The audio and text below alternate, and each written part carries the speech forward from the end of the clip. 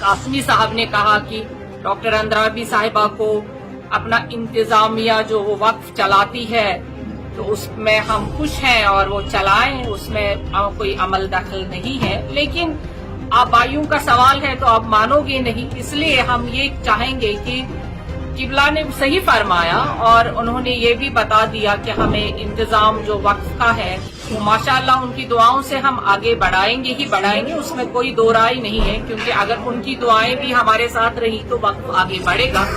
रही बात की बाकी जो उन्होंने कॉन्फ्रेंस बुलाई थी, हमें खुशी है कि अगर वो कर पाए, इसको आगे बढ़ा पाए तो अच्छी बात है, क्योंकि आइमा हजरात, हमने पहले भी बोला है कि वक्फ बोर्ड को रोहते हिलाल कमेटी से कोई मतलब ही नहीं था। हम तो अपनी जगह है, हमने हमेशा यही कहा है कि ग्रैंड मुफ्ती जो कहते हैं हमने उसी पे तकिया किया, लेकिन जम्मू वालों ने ये तो माना नहीं, क्योंकि उनका एक रोजा फिर टूट गया है और वो क्या अब करेंगे वो जाने। तो हम तो अपना काम कर ही रहे हैं, वो देख रहे हैं, वक्फ बोर्ड का काम हम करेंगे।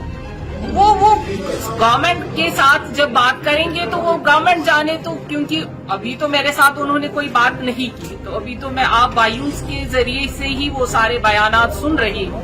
लेकिन जो हमने कहा कि एक रोहिते हिलाल कमेटी होनी चाहिए अपने इस स्टेट की, वो अलग मामला है, क्योंकि इंतशार फिर भी लोगों में कम नहीं हुआ उनके इजलास के बाद भी।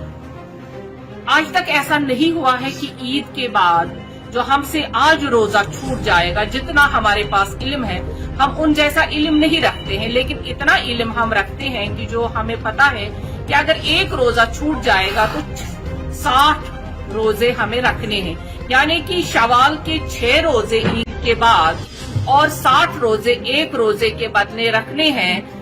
तो फिर ये कहाँ का इंसाफ है? ऐसा तो आज तक हुआ नहीं है।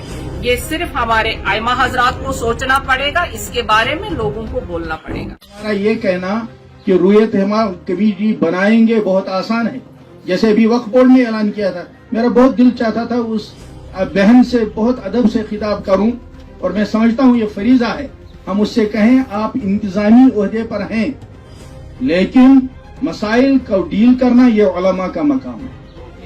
आप औकाफ के इंतजाम को चलाएं, अपनी सलाहियत वहां खूब खर्च करें, जो आपको उसको बेहतर बनाना है वो बनाएं, लेकिन शरई मसाइल में दखल देने का हक किसी इंतजामी आदमी को नहीं।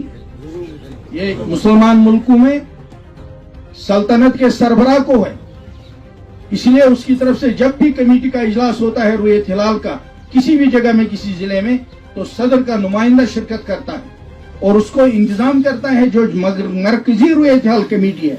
अगर मिसाल के तौर पर हम कश्मीर में बनाते हैं तो उसमें मरकजी रुयत हिलाल कमेटी का जो इजलास होगा उसमें हमें उन मरकजी मेंबरान को जमा करना पड़ेगा। अगर कोई कुटवा से है उसको लाना पड़ेगा, अगर कोई लद्दाख से उसको लाना पड़ेगा, अगर कोई बारामूला से उसको लाना पड़ेगा, कोई तुलेल में है उसको लाना पड़ेगा।